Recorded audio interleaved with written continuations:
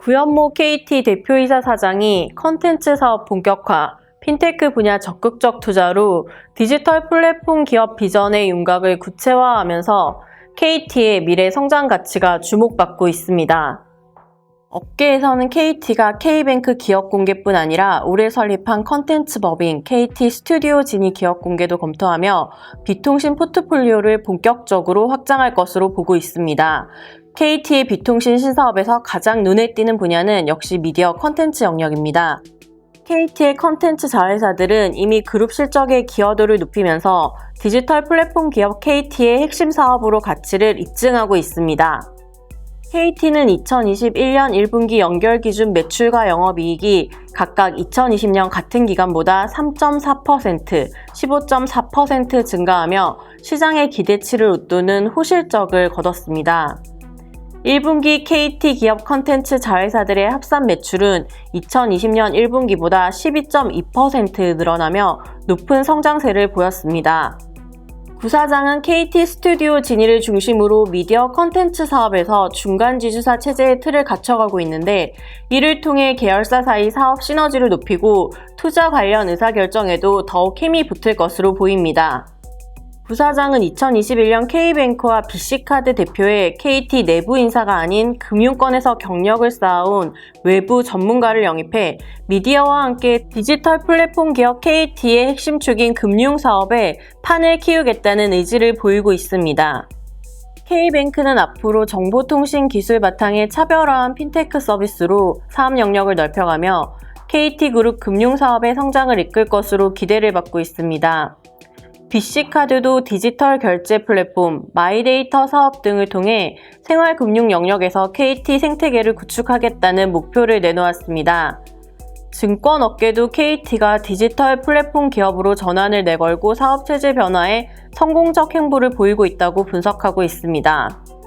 KT가 통신만이 전부인 성장이 저조한 기업 이미지를 벗고 미디어, 금융, B2B 등 비대면과 디지털 전환 시대에 주목받는 다양한 성장 동력 사업을 보유한 기업으로 새 출발을 하고 있다는 평가가 나옵니다.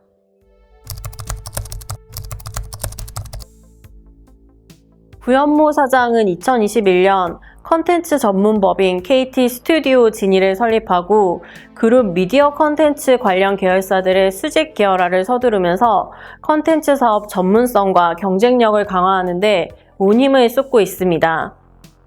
컨텐츠 유통, 공급뿐 아니라 제작 사업까지 본격화해 미디어 컨텐츠를 KT의 미래 먹거리 사업으로 키우겠다는 계획을 실행에 옮기고 있습니다. 구사장은 미디어 사업이 KT가 가장 잘할 수 있는 사업인데다 디지코 KT의 강력한 성장 엔진이 될 것이라는 자신감과 확신을 보여왔습니다. 대규모 투자를 퍼부으며 컨텐츠 사업을 키우려는 것도 미디어 시장이 점점 더 컨텐츠 경쟁력으로 승부가 갈리는 환경으로 변하고 있기 때문입니다. 부사장은 3월 KT 스튜디오 지니 운영계획과 그룹의 미디어 컨텐츠 사업 전략을 발표하는 간담회에서 KT 미디어 플랫폼을 강화하고 발전시키기 위해서는 이제 컨텐츠는 필수라는 생각을 했다며 KT의 미디어 가입자 1,300만 명의 컨텐츠 능력을 더한다면 더 강력한 미디어 플랫폼을 구현할 수 있을 것이라고 말했습니다. KT 미디어 사업은 2020년 기준 매출 규모가 3조 원에 이릅니다. 미디어 사업 부문 연간 매출 증가율도 15% 수준으로 큰 폭의 성장세를 보여주고 있습니다. KT는 인터넷 TV, 케이블 TV, 위성 방송 등 유료 방송 플랫폼은 물론 온라인 동영상 서비스 시즌까지 미디어 플랫폼 전 영역에서 사업을 펼치고 있습니다. 그리고 미디어 사업 가입자 기반을 고려하면 규모의 경제도 이미 갖추고 있습니다. 다만 KT의 미디어 사업 부문 자산이 컨텐츠 시장에서 얼마나 힘을 발휘할 수 있을지를 두고는 의구심을 보이는 시각도 있습니다.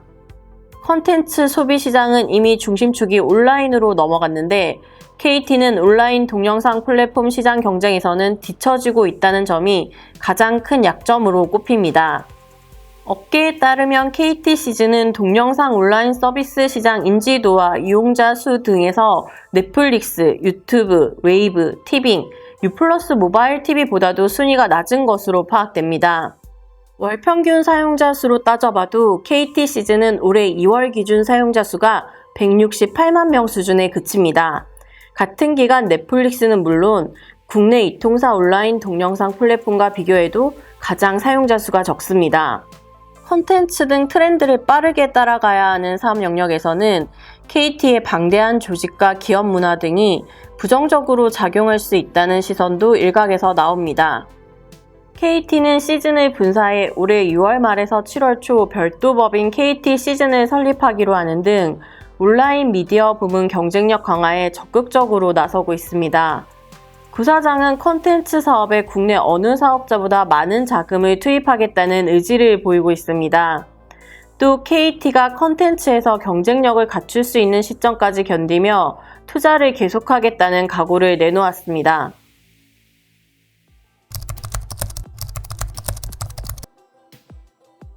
구현모 사장은 금융, 핀테크 분야 인수합병, 지분 투자 등에 적극적 관심을 보이며 디지털 금융 사업을 확대하겠다는 의지를 보이고 있습니다. KT는 올해 4월 핀테크 기업 뱅크샐러드 시리즈 D 투자 유치에 참여해 250억 원을 투자했고 클라우드 원팀에서 협업하고 있는 웹캐시의 지분 투자도 진행했습니다. KT 관계자에 따르면 뱅크샐러드와는 인수를 고려한 대규모 투자 이야기가 오갔고 그 과정에서 우선 250억 원을 투자하자는 결정이 났다고 합니다. 이에 따라 일각에서는 KT가 앞으로 뱅크샐러드에 추가 투자를 추진할 수도 있다는 말이 나옵니다. 구사장은 5월 21일 투자자 등을 대상으로 한 CEO 간담회에서 K뱅크, BC카드를 통한 금융사업의 성장 비전을 중점적으로 설명한 것으로 전해집니다. 구사장은 특히 K뱅크를 중심으로 한 핀테크 사업으로 생활금융시장 입지 확대를 노리고 있는 것으로 보입니다. KT가 핀테크 사업에서 시너지를 낼 수 있는 자산을 고루 갖추고 있다고 바라보고 있습니다.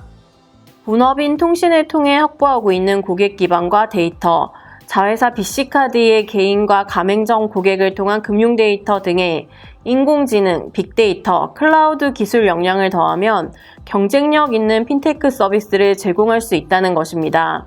K뱅크의 여신 사업이 호조를 보이면서 사업 확대를 추진할 여건도 마련되고 있습니다. K뱅크 수신액은 2020년 말 5조 원에서 2021년 4월 말 기준 12조 1천억 원으로 늘어나며 가파른 성장세를 보여주고 있습니다. K뱅크는 최근 가상화폐 거래소 업비트와 손을 잡으면서 핀테크 서비스의 이해도가 높은 30대 고객이 급증하고 있습니다. K뱅크는 2023년 기업 공개도 계획하고 있는데 기업 가치를 4조 원에서 5조 원 수준으로 인정받을 수 있을 것으로 평가받고 있습니다. 금융은 미디어 콘텐츠와 함께 구사장이 디지털 플랫폼 핵심 사업으로 꼽는 분야입니다. KT 기업 가치 상승에 보탬이 될 것으로 꼽히는 사업 영역이기도 합니다.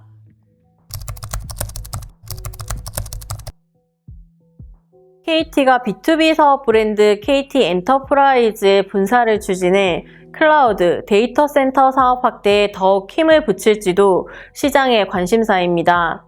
구현모 사장은 5G 시대 B2B 사업의 성장 잠재력을 높이 평가하고 있습니다. 구 사장은 2020년 7월 중국 차이나 모바일 등이 주최한 GTI 서밋 2020에서 5G는 단순한 네트워크가 아니라 인공지능, 빅데이터, 클라우드와 함께 결합해 폭발적 잠재력을 보여줄 수 있는 플랫폼이라며 지금까지는 모바일 통신이 일반 소비자를 대상으로 한 사업 중심이었다면 5G 시대에서는 B2B가 중심이 될 것이라고 말하기도 했습니다. B2B 사업은 미디어 콘텐츠, 금융과 함께 KT가 힘을 싣고 있는 대표적 디지털 플랫폼 사업이기도 합니다. KT 내부에서는 2021년 초부터 B2B 사업 부문 분할을 검토해온 것으로 알려진 데다 비대면 시대로 전환에 따른 기업들의 디지털 혁신 가속화로 클라우드, 데이터 센터 시장이 큰 폭으로 커지고 있습니다. 사업을 키우기에 우호적 시장 환경을 맞이하고 있는 셈입니다. KT의 B2B 사업은 이미 본궤도에 올라 실질적 실적을 내주고 있는 사업이라는 점도 분사 가능성에 힘을 더하는 한 요인입니다. 인공지능이나 로봇 사업처럼 완전히 새로운 기술 영역이라 KT도 내부에서 더 키워야 할 필요가 있는 분야가 아니기 때문입니다. KT는 1991년부터 기업들을 대상으로 한 유무선 네트워크 서비스 등 정보통신 관련 서비스와 컨설팅 사업을 펼쳐왔습니다. KT는 2020년 B2B 사업으로 매출 4조 300억 원을 거뒀고 현재 KT 엔터프라이즈가 관리하는 고객사는 60만 곳에 이릅니다. B2B 사업이 KT의 대표적 성장 사업이라는 점에서 분사의 필요성도 있습니다. KT가 그동안 기업 가치를 저평가받아온 데에는 기존 통신 사업의 성장 정체에 가려 B2B 같은 성장 사업이 부각되지 못한 점도 영향을 미쳤다는 분석이 나옵니다. KT는 2020년 들어 B2B 영역인 기업과 IT 솔루션 부분 매출 성장률이 18%, 인공지능 디지털 전환 관련 플랫폼 부분 매출 성장률은 8%를 보였습니다. 부사장은 2020년 10월 기자간담회에서 CMD B2B 분야 같은 KT의 성장 사업을 돋보이게 하는 부분, 신사업을 어떤 영역, 어떤 툴로 들고 갈 것이냐는 부분 등 그룹의 구조적 변화를 준비하자는 생각을 했다며 2021년에는 이런 부분에서 가시적 성과가 있을 것이라고 말했습니다. 부사장은 2020년 5G 네트워크 인프라, 기술 등과 연계해 사업 기회가 많은 B2B 분야 사업을 키우면서 KT 엔터프라이즈라는 새로운 브랜드를 출범했습니다. 올해 임원 인사에서는 기존 박윤영 기업사업 부문장 사장 자리에 신수정 KT 엔터프라이즈 부문장 부사장을 앉히며 세대 교체도 단행했습니다.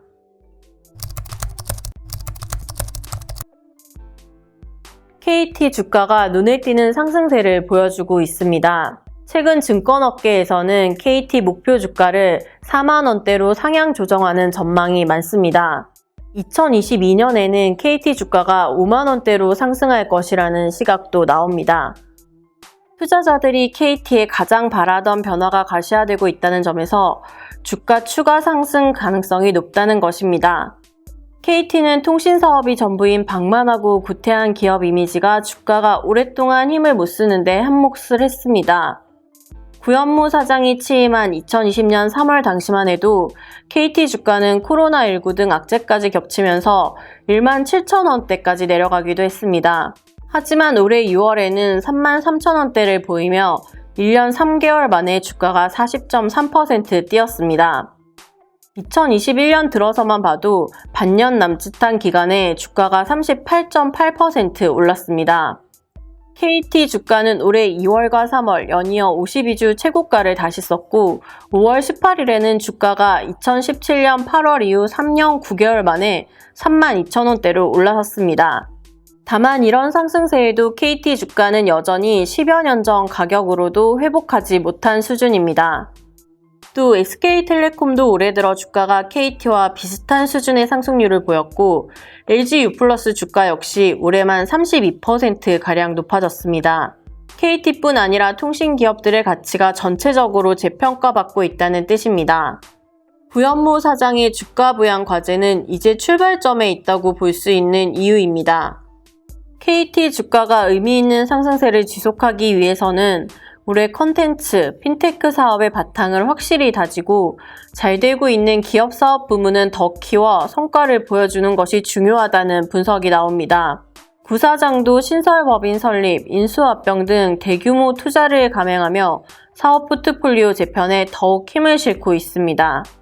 구현무 사장은 2020년 10월 기자간담회에서 KT 기업 가치가 저평가됐다는 생각에 변함이 없다며 과거 KT 주가를 35,000원까지 올린 경험도 있는데 그런 관점에서도 3만원도 여전히 낮다고 말했습니다. 디지털 플랫폼 기업의 청사진은 제시한 만큼 이제는 신사업들의 내실을 채우고 경쟁력을 끌어올리는 데 본격적으로 시동을 걸었습니다.